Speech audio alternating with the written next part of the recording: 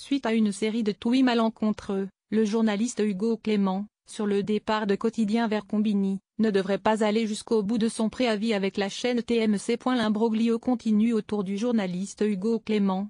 Il y a quelques jours, on apprenait son départ plus ou moins en catastrophe. Une nouvelle annoncée par Bangomi, la société de production de Quotidien, confirmée quelques instants plus tard par le principal intéressé. Dans la foulée, on apprenait qu'il allait rejoindre la rédaction du Pure Play et Combini comme reporter politique, dès le mois de janvier. Selon nos informations, les relations entre Hugo Clément et la production de l'émission s'étaient distendues depuis 6 mois, comme le souligne également Le Parisien.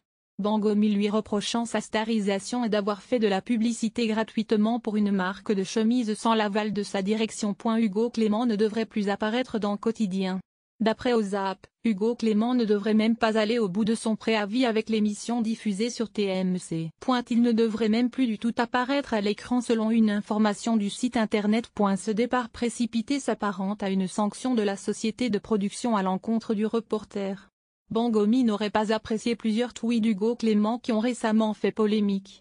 Le 20 novembre, suite à un tweet où il évoquait le sort d'une jeune Marocaine de 17 ans, défigurée au rasoir car elle avait voulu divorcer de son mari, auquel elle a été forcée de s'unir et qu'il a violé, un fait qui remonte à 2014, il était repris sèchement par la présidente de l'association Droit de Cité. Il avait supprimé son tweet. Elle a 25 ans. En couple avec un policier.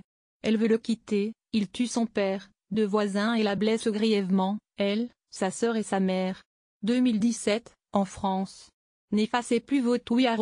@hugo-clement-pic.twitter.com/c6ugenov9, Fizab Mohamed @Fezab novembre 20, 2017. Plus récemment encore, en marge du déplacement Emmanuel Macron au Burkina Faso, Hugo Clément avait tweeté, de manière précipitée, que le cortège présidentiel avait été la cible de projectiles et que l'état du président de la République était incertain. Il s'en était excusé par la suite, avait supprimé son tweet là encore, mais de nombreux internautes avaient eu le temps de faire des captures d'écran. La formulation de mon tweet était maladroite. Je vous prie de bien vouloir m'en excuser.